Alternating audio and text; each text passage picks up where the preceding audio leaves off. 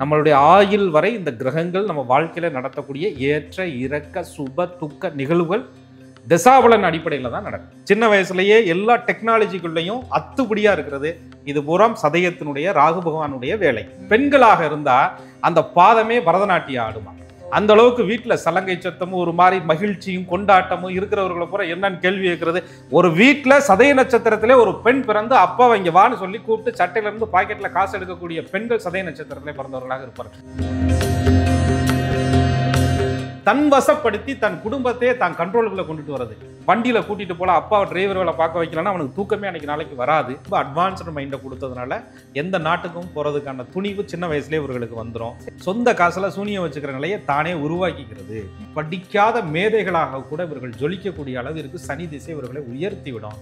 என் கும்ப ரிஷபத்துக்கு மட்டும்தான் சனி நன்மையை தருவார், மகரத்துக்கு மட்டும்தான் தருவார், மிதுனம் துலாத்துக்கு மட்டும்தான் தருவாருங்கிறதுல கடகம் சிம்ம லக்னங்களிலே பிறந்து கோடீஸ்வரர்களான சனி திசையிலானவர்கள் எல்லாம் நான் பார்த்திருக்கேன்.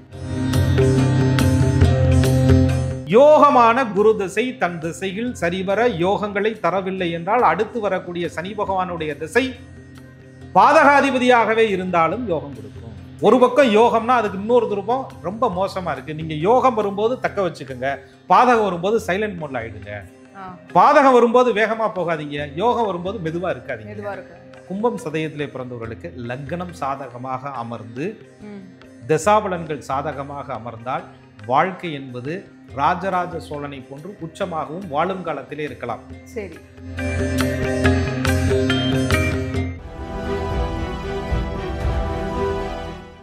நேர்களுக்கு வணக்கம். நட்சத்திர சீரீஸ்ல சதய நட்சத்திரத்துல பிறந்தவங்களுடைய குணாதிசயங்களை பார்ட் 1 வீடியோல பார்த்தோம். ரொம்ப பாசிட்டிவா சதய நட்சத்திரத்துல பிறந்தவங்களை பத்தி நம்ம பேசியிருந்தோம். இருந்தாலும் கூட ஏற்றமும் இரக்கமும் கலந்தது தானே இந்த வாழ்க்கை. ஸோ இவங்களுடைய தசாபுத்தி பலன்களை வச்சு எந்தெந்த காலகட்டத்தில் இவங்க வெற்றி காண்பாங்க, எந்தெந்த காலகட்டத்தில் இவங்களுக்கு சவாலாக இருக்கும் அப்படின்னு இந்த பார்ட் 2 வீடியோவில் நம்ம தெரிஞ்சுக்க போகிறோம். சதய நட்சத்திரத்தில் பிறந்தவங்களுடைய வாழ்நாள் முழுவதுமான தசாபுத்தி பலன்களை தான் பார்க்க போகிறோம். புலிப்பாணி சித்தர் வழி ஜோதிடர் திரு கோகுலக்கண்ணன் அவர்கள் இணைந்திருக்கிறார். வரவேற்றலாம் சார். வணக்கம். வணக்கம். குரு வாழ்க, குருவே துணை. மாமன்னர் ராஜராஜ சோழனுடைய நட்சத்திரமான சதய நட்சத்திரம், இவங்களுடைய வாழ்நாள் முழுவதுமான தசாபுத்தி பலன்களை பார்க்க போறோம் சார். நிச்சயமா. அதாவது சதய நட்சத்திரம் அப்படிங்கிறது நீங்க சொன்ன மாதிரி மாமன்னர் ராஜராஜ சோழனுடைய நட்சத்திரம் அப்படின்னு சொல்லப்படுது. அதே போல ஒரு மன்னர் மனநிலை எப்பயுமே இவர்களுக்கு இருப்பது இறைவன் கொடுத்த ஒரு வரம்னே சொன்னோம். இவர்கள் பிறந்த அந்த பாதத்தின் அடிப்படையில் சதய நட்சத்திரத்தில் 1வது பாதம், 2வது பாதம், 3வது பாதம், 4வது பாதம், இந்த பாதத்தின் அடிப்படையில் அவங்க வாழ்க்கையில அவர்களுக்கு தசாபலன்கள் அப்படிங்கிறது நடக்கும். இப்ப சதயம் என்பது ராகு பகவானுடைய நட்சத்திரம், கும்ப ராசியில இருக்கக்கூடிய ஒரு நட்சத்திரம். காலச்சக்கரத்திற்கு 11வது வீடு லாப ராசியில இருக்கக்கூடிய ஒரு முழுமையான நட்சத்திரம்.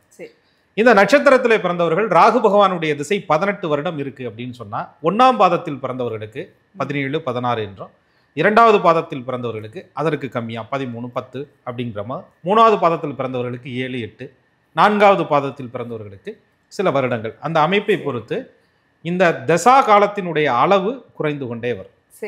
அப்ப இந்த நட்சத்திரத்தின்படி இவர்கள் ராகு திசை நடக்குது அப்படிங்கிறத தெரிஞ்சுக்கிறது மாதிரி கும்பராசி அப்படின்ற மாதிரி இவங்க என்ன லக்னத்துல பிறந்திருக்கிறாங்க அப்படிங்கிறதையும் இவர்கள் தெரிந்து கொள்ள வேண்டும். அப்ப 12 லக்னங்கள்ல மேஷத்துல இருந்து இவர்கள் எண்ணி வரும்போது இந்த ராகு என்ன இடத்துல இருக்கிறார், எந்த கிரகத்தினால பார்க்கப்படுறார், அதை பொறுத்து இந்த ராகு திசையினுடைய கால அளவு இளமை காலத்திலே இவர்களுக்கு நடக்கும். இப்ப நம்ம எப்படி ஒரு தசாபலனை எடுக்கிறோம் அப்படின்னா, உங்களுக்கு சின்ன வயசுல இருந்து உங்களுடைய வாழ்நாள் முழுக்க, உங்களுடைய ஆயுள் முழுக்க இந்த கிரகங்கள் என்னெல்லாம் பண்ண போகுது, ராகுக்கு அடுத்து வரக்கூடிய குரு என்ன பண்ண போறார், குருவுக்கு அடுத்து வரக்கூடிய சனீஸ்வரன் என்ன கொடுக்க போறார், சனிக்கு அடுத்து வரக்கூடிய புதன் என்ன கொடுக்க போறார், புதனுக்கு அடுத்து வரக்கூடிய கேது என்ன கொடுக்க போறார், அதுக்கு அடுத்து வரக்கூடிய சுக்கிரன் நம்மளுடைய ஆயுளுக்கு என்ன கொடுக்க போறார். நம்மளுடைய ஆயுள் வரை இந்த கிரகங்கள் நம்ம வாழ்க்கையில நடத்தக்கூடிய ஏற்ற இறக்க சுப துக்க நிகழ்வுகள் தசாபலன் அடிப்படையில தான் நடக்கும். சார், அப்படி பார்க்க போனா அந்த ராகு திசை உங்களுக்கு எவ்வளவு வயது வரைக்கும் நடைபெறும்? நிச்சயமா 18 வருஷம் ராகு திசை. நான் பாதத்தை பொறுத்து ஒரு மத்தியமா வச்சுக்கிறோம், ஒரு சென்டரா வச்சுக்கிறோம். இந்த பக்கமும் இல்லாம இந்த பக்கமும் இல்லாம ஒரு 10 வயசு வரை ராகு திசை நடக்கிறதா வச்சுக்கோன்னு வச்சுக்கோங்களேன். இந்த ராகு அப்படிங்கிறது பாத்தீங்கன்னா இன்னைக்கு பிறக்கும் போதே லேப்டாப் செல்போனோட பிறக்கிற ஆளுங்கிற மாதிரி தான் இந்த சதய நட்சத்திரத்திலே பிறந்தவர்கள். அன்னைக்கு பாத்தீங்கன்னு சொன்னா ஒரு கடைக்கு போனா கூட, ஒரு பொம்மை வாங்கினா கூட அன்னைக்கு அவர்களுடைய பார்வையில காரு, ஜீப்பு, ஹெலிகாப்டர், ஏரோப்ளான் இதுதான் கண்ணுக்கு தெரியுமா. சாதாரண பொருட்களை அந்த இன்டர்நேஷனல் லெவல்ல இருக்கக்கூடிய எல்லா பிராண்டும் அந்த சதய நட்சத்திரத்தில் பிறந்தவர்கள் அனுபவிப்பதற்காகவும் அதை விருப்பம் கொண்டவர்களாகவும் இவர்கள் பிறக்கிறார்கள். பிறக்கும் போதே வந்து ஒரு வெளிநாடு, வெளிமொழி, வெளி மாநிலம் இந்த மாதிரி அமைப்புகளில் தந்தை இருப்பது, அல்லது பூர்வீக ஊரை விட்டு இடம் மாற்றம் பண்ணி போவது, அல்லது வெளியில பிரிந்து படிப்பது, அந்நிய மொழி பாஷைகளை தேர்ச்சி பெற்ற கல்வி சாலைகளிலே படிப்பது, இதெல்லாம் சதய நட்சத்திரக்காரர்களுக்கு இறைவன் கொடுத்த ஒரு வரமாக இருக்குது. இன்னைக்கு பார்த்தீங்கன்னு சொன்னா இந்த குழந்தைகள் வந்து பெரியவர்களுக்கு தெரியுதோ இல்லையா, பாஸ்வேர்ட்ல இருந்து எல்லா விஷயத்தையும் போட்டு கரெக்டாக அந்த செல்போன் ஆப்ரேட் பண்றது, சின்ன வயசுலயே எல்லா டெக்னாலஜிக்குள்ளேயும் அத்துப்படியா இருக்கிறது. இது பூரா சதயத்தினுடைய ராகு பகவானுடைய வேலை. இந்த ஆற்றலும் அனுகூலமும் இவர்களுக்கு இருக்கு. இந்த மாதிரி ஒரு துருதுருன்னு இருப்பாங்க. அது பார்க்குறவங்க கண்ணுக்கு எப்படி இருக்கும் அப்படின்னு பார்த்தீங்கன்னா, அந்த சதய நட்சத்திரத்தில் பிறந்தவங்க என்னடா இம்புட்டு சேட்டை பண்ற அப்படின்ற மாதிரி இருக்கும். ஆம்பளை பையனா இருந்தால் அந்த அப்பா வந்து அதை கண்ட்ரோல் பண்றதுக்கு படாத பாடு விடுவார். இதை விட அந்த சதய நட்சத்திரத்தில் பிறந்தவர்கள் ஒரு வேலையை செய்வாங்க. வீட்டில் இருக்கும்போது கூட ஒரு 50% சேட்டை தான் பண்ணுவாங்க. வெளியில எங்கேயாவது கூட்டிட்டு போயிட்டா பஸ்ஸை விட்டு இறங்கி ஓடுறது, திருவிழா கூட்டத்தில் காணாம போறது, போறவன வரவன சட்டையை பிடிச்சி இழுக்கிறது, இருக்கிற பொருளை போட்டு உடைக்கிறது அப்படின்னு அராஜகத்தினுடைய உச்சமாக துருதுருன்னு அந்த சதய நட்சத்திரத்துல பிறந்த ஆண்கள். பெண்களாக இருந்தா அந்த பாதமே பரதநாட்டியம் ஆடுமா. அந்த அளவுக்கு வீட்டுல சலங்கை சத்தமும் ஒரு மாதிரி மகிழ்ச்சியும் கொண்டாட்டமும் இருக்கிறவர்களை பூரா என்னன்னு கேள்வி கேட்கறது. ஒரு வீட்டுல சதய நட்சத்திரத்திலே ஒரு பெண் பிறந்து அப்பாவை இங்க வான்னு சொல்லி கூப்பிட்டு சட்டையில இருந்து பாக்கெட்ல காசு எடுக்கக்கூடிய பெண்கள் சதய நட்சத்திரத்திலே பிறந்தவர்களாக இருப்பார்கள். அந்த அளவுக்கு தந்தை இடத்திலே உரிமையோடு இருப்பார்கள் அப்படிங்கிறது சதய நட்சத்திரத்தினுடைய அமைப்பு. அந்த சின்ன வயசுலயே பாத்தீங்கன்னா அவங்களுக்கு எல்லா ஆற்றல்களுமே அந்த மன்னர் மாதிரி அதிகாரம் செலுத்துறது அப்படிங்கிற ஒரு விஷயங்கள் எல்லாம் இவர்களுக்கு இயல்பாகவே வந்துடும். அதே மாதிரி இன்னைக்கு காலத்துல கூட நீங்க பாருங்க, ரொம்ப சேட்டை பண்ணிட்டு ஸ்கூல் வரையும் போயிட்டு வாசல் வரையும் போயிட்டு நான் போக மாட்டேன்னு அடம் பிடிக்கிறது, இதெல்லாமே அந்த சதய நட்சத்திரமாக இருக்கும். அங்கே போய் வாத்தியார்களே கேள்வி கேட்கறது, அங்கே போய் அவர்களை வந்து இரிட்டேட் பண்ற மாதிரி நடந்துக்கிறது, இதெல்லாம் சதய நட்சத்திரமாக இருக்கும். 10 வயசுல இருக்கிறவங்களை கூட கொஞ்சம் சுட்டித்தனத்தை அடிச்சு பிடிச்சி கண்ட்ரோல் பண்ணிடலாம். நம்மளுக்கு அந்த 11, 12 அப்படி வயசுகளெல்லாம் கும்ப சதயத்திலே பிறந்தவர்களுக்கு பசங்களுக்கு ராகு திசை நடக்குது அப்படின்னு வச்சுக்கோங்க. பெண்களுக்கு ராகு திசை பொம்பளை பிள்ளைகளுக்கு நடக்குது அப்படின்னு சொன்னா ரெண்டோட டைப்புமே வித்தியாசமா இருக்கும். அதுவரையும் அப்பாவுக்கு பயந்து ஓடி ஒளிஞ்சு கதவு செந்தில் ஒளிஞ்சவன் என்ன அது அப்படின்னு கேள்வி கேட்கறதெல்லாம் பார்த்தீங்கன்னா அந்த சதயம். என்ன அவங்க வீட்டுக்கார சும்மா இருக்க சொல்லு, பேசாம இருக்க மாட்டாரா அப்படின்னு கேட்கறதுனா சதய நட்சத்திரம். பொம்பளை பிள்ளைகளா இருந்துச்சுன்னு கேட்டீங்கன்னா அப்படியே அப்பா சைடில் கோல் போட்டுக்கிட்டு அம்மாவை போட்டு கொடுக்குறது, பொண்டாட்டியை கரெக்டாக இருந்துக்க சொல்லாங்க, இவங்கெல்லாம் வந்து பிரச்சனை பண்ணாங்கன்னா வேற மாதிரி ஆகி போயிடும் அப்படின்னு அந்த விகாரமான வார்த்தைகளை தன் வசப்படுத்தி தன் குடும்பத்தையே தான் கண்ட்ரோலுக்குள்ள கொண்டுட்டு வர்றது.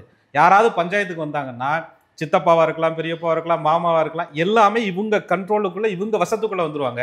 இந்த பொண்ணு என்ன சொல்லுதோ அதை அவங்க கேட்டுட்டு போற மாதிரி ஆயிரும். இந்த பஞ்சாயத்து ஜெயிக்காத பஞ்சாயத்தா போயிடும். அந்த அளவுக்கு சின்ன வயசுலேயே இந்த ராகு திசையில் பிறந்தவர்கள் குடும்பத்தையே ஆளுமை செலுத்தக்கூடியவர்களாக இருப்பாங்க. சரி, இதெல்லாம் வந்து ஒரு கலகலப்பா இருந்தது. ராகு பகவான் கொஞ்சம் நெகட்டிவா போய் உட்கார்ந்துருக்கிறாருன்னு வச்சுக்கோங்க. அவர் இருக்கிற வீட்டுக்கு தகுந்த மாதிரி தான் குணமே வெளிப்படும் அப்படின்னு சாஸ்திரம் சொல்லுது. இருக்கிற வீடு இப்போ போய் குருவோட வீட்டுல இருக்குதுன்னு வச்சுக்கோங்க, தெய்வீக குழந்தையாக அப்படி பக்தி பரவசத்தோடு அப்படியே ஆன்மீகத்தினுடைய உச்சமாக அப்படியே இருப்பாங்க. இதையே அப்படியே கொஞ்சம் மாறி செவ்வாயினுடைய வீட்டில் இருக்குதுன்னு வச்சுக்கோங்க, ஆயுதம் இல்லாமல் இருக்க மாட்டாங்க. நம்மளுக்கு பேசும்போதே ஏதாவது எடுத்துட்டு அடிக்கிற மாதிரி தான். செல்போனை ஏன்டா இவ்வளோ நேரம் பார்க்குறேன்னா கூப்பிட்டு உடைக்கிறது, டிவி எவ்வளோ நேரம் ஏன்டா பார்க்கறேன்னா ரிமோட்டை தூக்கி எரியிறது, ஏசி இல்லாத ரூம்ல தூங்க மாட்டேன்னு சொல்லி அதிகாரம் பண்ணுறது, வண்டியில் கூட்டிட்டு போல அப்பாவை டிரைவர் வேலை பார்க்க வைக்கலன்னா அவனுக்கு தூக்கமே அன்னைக்கு நாளைக்கு வராது. இப்படிப்பட்ட அதிகாரங்களை எல்லாம் செலுத்தக்கூடியவர்களாக அந்த ராகுல இருப்பவர்கள் இருப்பார்கள். இந்த ராகு ஒருவேளை புதனுடைய வீட்டில இருந்தா அறிவு, சூரியன் வீட்டில இருந்தா அதிகாரம், செவ்வாயினுடைய வீட்டில இருந்தா கோபம், இதெல்லாம் ஒவ்வொரு வீட்டுக்கு தகுந்த மாதிரி அந்த ராகுவினுடைய குணாதிசயங்கள் இவர்களுக்கு வெளிப்பட்டு கொண்டே இருக்கும். சரி பரவாயில்ல, சின்ன வயசுல அந்த ராகு திசை தானே அப்படின்னு சொல்லிட்டு தப்பு பண்ணனால எல்லாரும் என்ன செய்வாங்க, சரின்னு தட்டி கொடுத்துட்டு விட்டு கொடுத்துட்டு அப்படியே கடந்து அந்த பள்ளி படிப்பு பாதிக்கு மேலே அப்படியே குரு பகவானுடைய திசை இவர்களுக்கு வரும். இப்போ வந்து ஸ்கூல் டேஸ்ல விளையாட்டுத்தனமா இருப்பாங்க. ஸோ அதனால நெகட்டிவ் அப்படிங்கிறது பெருசா இம்பாக்ட் ஆகாது. ஒருவேளை உங்களோட எதிர்காலம் எப்படி சார் இருக்கும்? நெகட்டிவ் இம்பாக்ட்லாம் ஆகும். எப்படி ஆகும்னு சொல்லிட்டீங்கன்னா, படிப்பை சில நேரங்களில் கெடுத்துக்குருவாங்க. அந்த ஸ்கூலை கூப்பிட்டு டிசியை கொடுத்துறேன் ஒழுங்கா பிள்ளையை கூப்பிட்டு போயிருங்கிற மாதிரிலாம் இருக்கும். அப்படின்னா ரொம்ப அதிபுத்திசாலியாக இருக்கேன், இவனுக்கு பாடம் நடத்துகிற அளவுக்கு எனக்கு திறமை பத்தாதையா, எந்த புக்லையும் எந்த சிலபஸ்லையும் இல்லைன்னு வாத்தியார் நொந்துக்கிற அளவுக்கு இருக்கும். அவ்வளவு ஒன்று அட்வான்ஸாக இருக்கிறது, அப்படி இல்லைன்னா ரொம்ப லோவாக சேட்டை பண்ணுறது, எல்லாம் தெரிஞ்சுக்கிட்டும் புக்கை கையில் எடுக்காம திமிருத்தனம் பண்ணுறது, இது எல்லாமே அவர்களுக்கு ஒரு செல்லத்தனமாக இருக்குன்னு வச்சுக்கோங்களேன். இதெல்லாம் பின்னாடி கொஞ்சம் பாதிக்கத்தான் செய்யும். 10th வரையும் படிச்சுட்டு 11வது போய் ஃபர்ஸ்ட் குரூப் கொடுனா வாத்தியார் கொடுக்க மாட்டேன்னு சொல்லிடுவார்.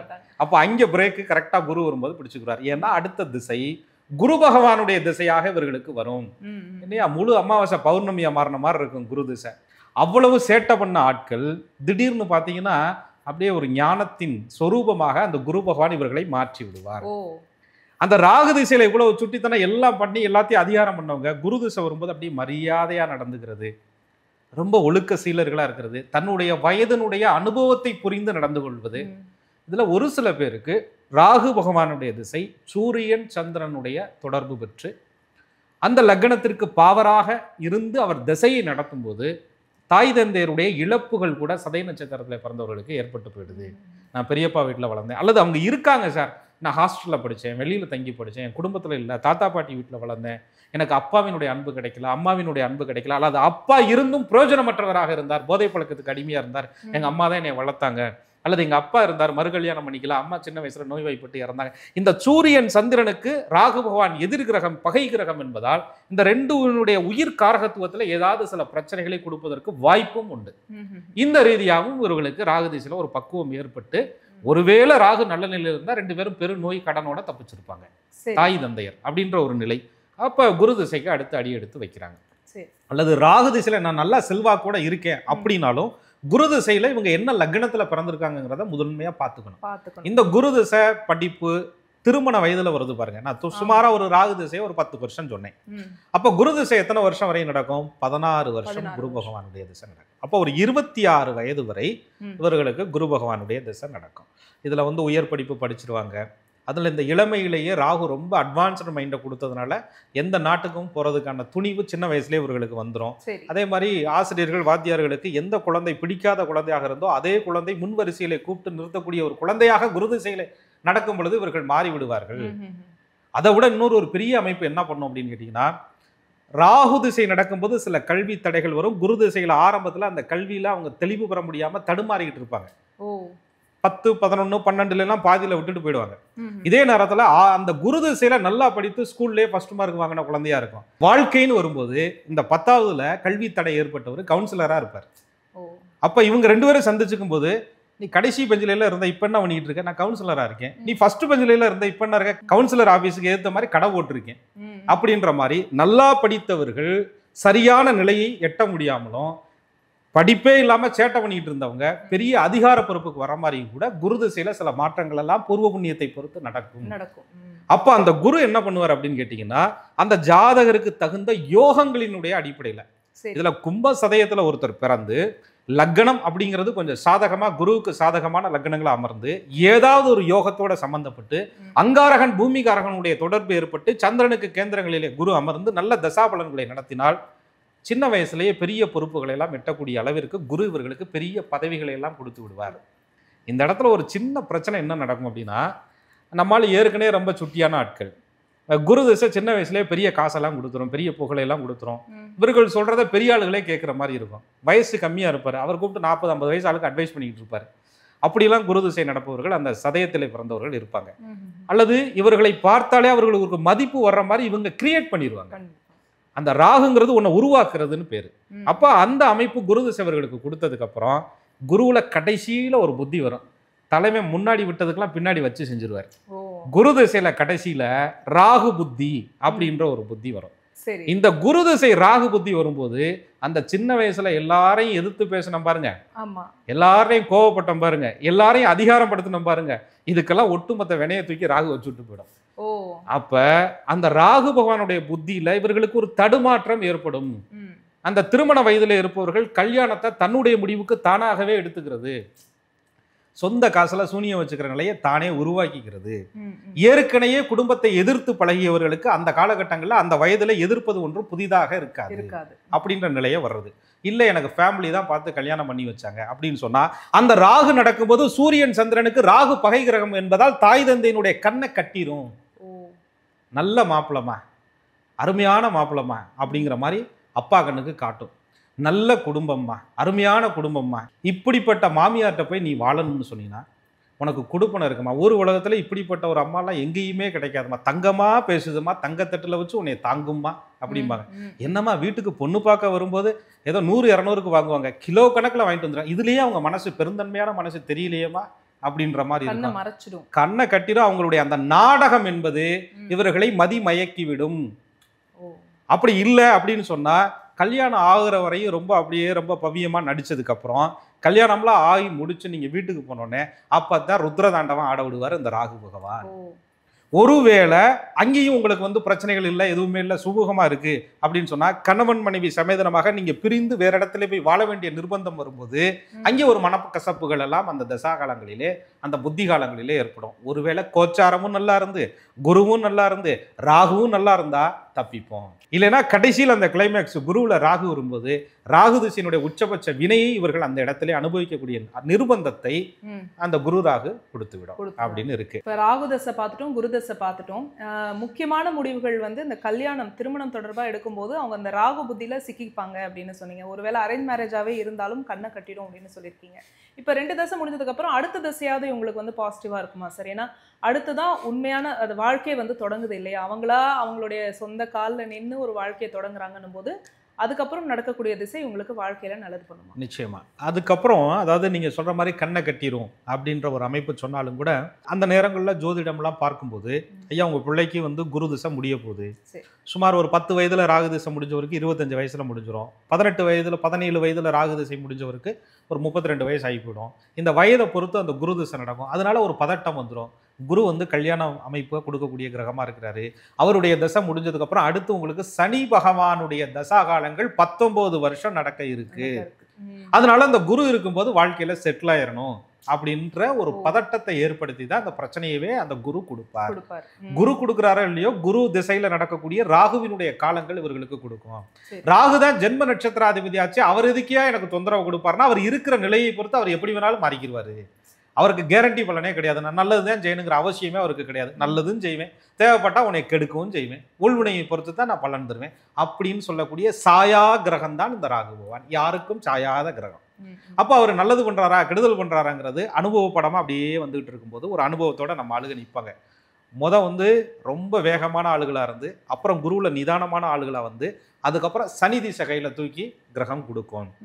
அந்த சனி பகவானுடைய தசாகாலங்கள் இவர்கள் கும்பம், மகரம், ரிஷபம், மிதுனம், துலாம் இந்த அணி லக்னங்களாக இருந்து சனி நல்ல அமைப்புகளில் அவர் இருந்து தசாவளனை நடத்தினார் அப்படின்னு சொன்னா படிக்காத மேதைகளாக கூட இவர்கள் ஜொலிக்கக்கூடிய அளவிற்கு சனி திசை இவர்களை உயர்த்தி விடும்.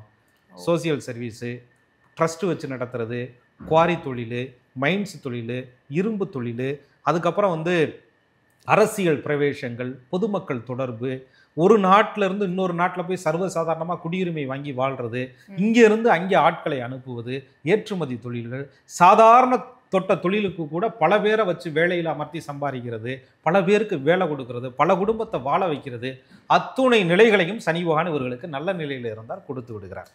ஒருவேளை சனி பகவான் எங்கேயாவது இருந்து நெகட்டிவாக இருந்து உட்கார்ந்து திசையை நடத்தினார் அப்படின்னு சொன்னால் குருவில் அந்த ஏற்பட்ட தாக்கம் என்பது இவர்கள் சனி திசையில் மீண்டு வருவதற்கே காலம் பிடிக்கும். ஓ, இவ்வளோ காலம் பிடிக்கும் அப்படின்னு சொன்னீங்க. சனி தசை 19 வருஷம் இருக்கு. இப்போ கிட்டத்தட்ட 40 வயதை தாண்டி ஒரு 44 வரையும் கூட வந்துடும் இருக்கு. அப்போ லைஃப்ல மேஜரா இந்த போர்ஷன் எல்லாமே சனி தசையில நடக்கிறதுனால இந்த 19 வருஷமே இந்த விஷயம் நடக்குமா? சேச்சா அப்படி இல்லை. ஜோதிடம் என்பது விதிகள் எந்த அளவுக்கு இருக்கோ அதனுடைய விதி விளக்குகளையும் ஞானிகள் சொல்லியிருக்காங்க. லக்னேஷன் நிலையை பாரு, லக்னாதிபதி நிலையை பாரு, குருபதி நிலையை பாரு, உத்தமனே ஊழ்வினையை எடுத்து சொல்லுங்கிறார் புலிப்பனையா. சும்மா ஒரு கிரகத்தை வச்சு முடிவு பண்ணாதையா. லக்னாதிபதி எப்படி இருக்கிறாரு, லக்னாதிபதிக்கு சனி தொடர்பு எப்படி இருக்கு, மற்ற கிரகங்கள் எல்லாம் எப்படி இருக்கு, அவர் செய்த பூர்வ புண்ணிய பாக்கியம் எப்படி இருக்கு, இதெல்லாம் சீர்தூக்கி பார்த்து தான் கிரகத்தினுடைய யோக பலனை நிர்ணயம் பண்ண முடியும். சில நேரங்களில் பாதகாதிபதி கிரகங்கள் எங்கேயாவது கெட்டு போயிருந்தா கெட்டவன் கெட்டிடும் ராஜயோகம் சொல்லப்பட்டிருக்கு.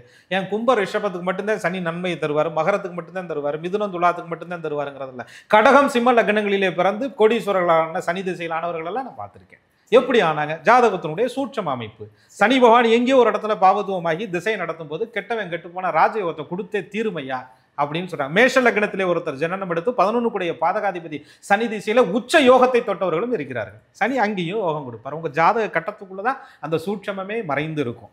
அதை வச்சுதான் பலன்கள் நடக்கும். இருந்தாலும் சனியினுடைய பொது பலன் 2 துருவத்தை நம்ம பார்க்கிறோம். அப்படி பார்க்கும்போது இதுல ஒரு அமைப்பு என்ன சொல்லுது, ஜாதக அலங்காரத்திலே என்ன சொல்லப்பட்டிருக்கு அப்படின்னு நம்ம மூல நூல்கள்ல எடுத்துக்கிறோம்.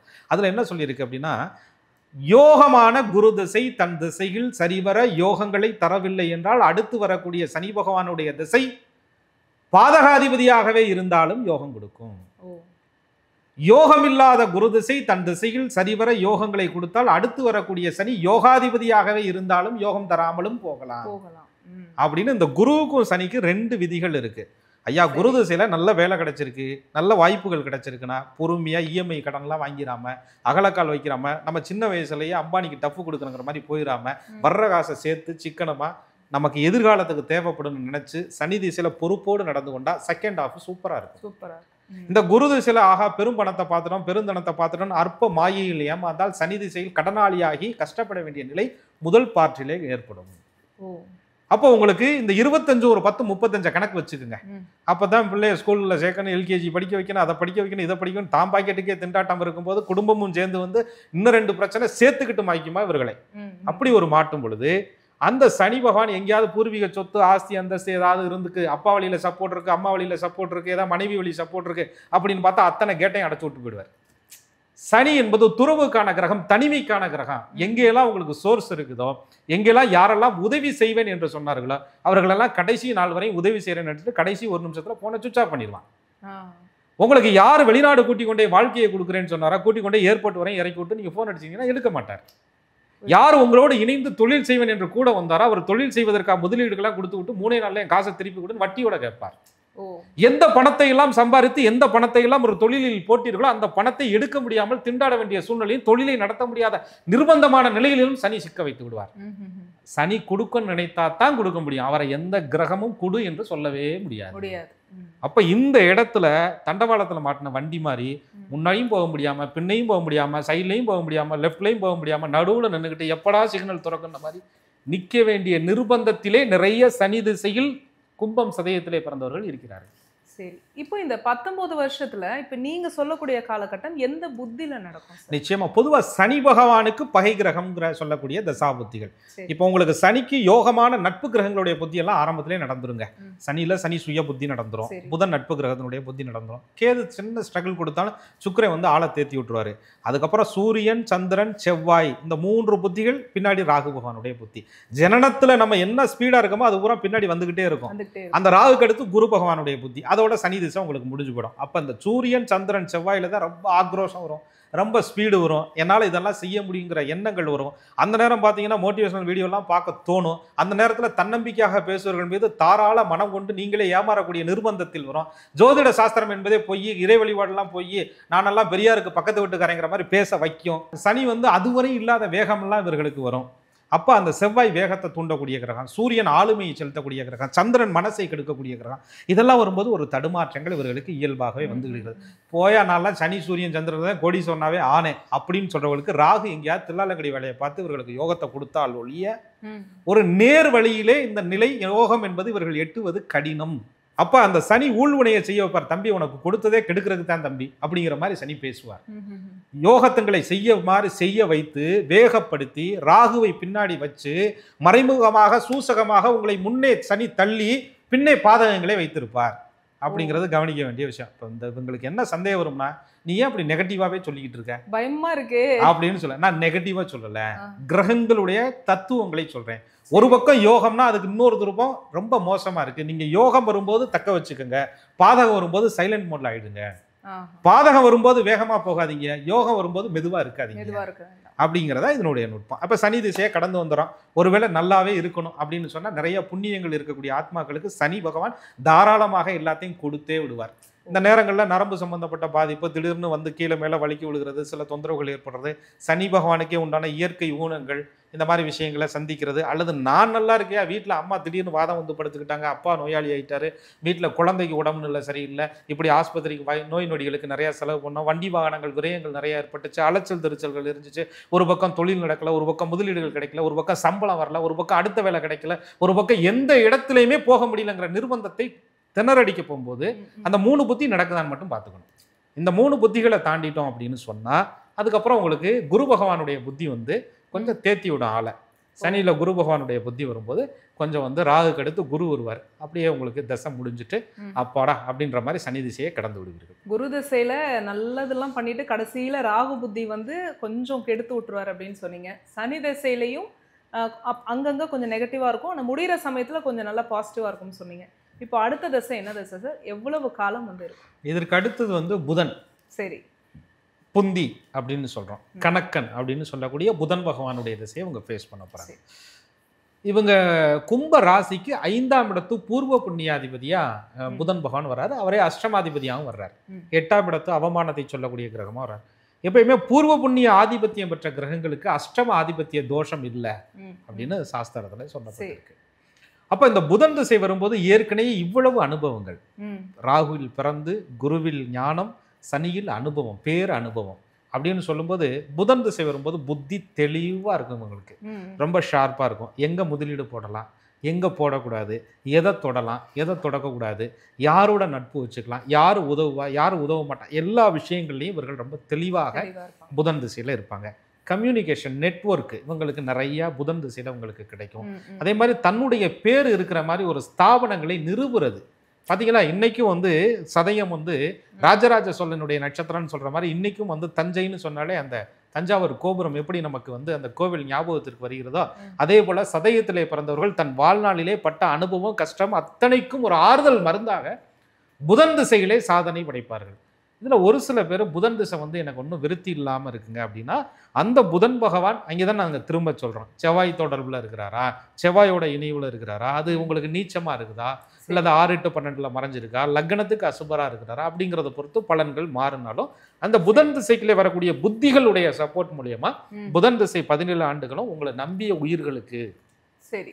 ஏன்னா ஒரு மத்தியம வயதுல உங்களுக்கு வந்து இந்த தசை 45ல புதன் திசை ஆரம்பிக்குதுன்னு வச்சுக்கோங்க. நம்பிய உயிர்களுக்கு ஏதாவது செய்யணும், கடமைகளை பூர்த்தி பண்ணணும், குழந்தைகளுடைய லைஃப்பை காப்பாற்றணும் அப்படின்ற அடுத்த கட்ட முன்னேற்றத்தை நோக்கி ஓடணும். போதும் நம்ம ஊரில் இருந்தது கஷ்டப்பட்டதெல்லாம் போதும், சின்ன தொழிலாக இருந்தாலும் இன்னொரு இடத்துல வேலைக்கு கூட இருப்போன்ட்டு தன்னுடைய ஈகோலாம் இறக்கி வச்சுட்டு வேலைக்கு போய்டுறது, அல்லது எங்கேயோ ஒரு இடத்துல ஒரு உதவிகள் கிடைத்து சொந்த தொழில் எடுத்து திரும்ப மேலே வந்துடுறது.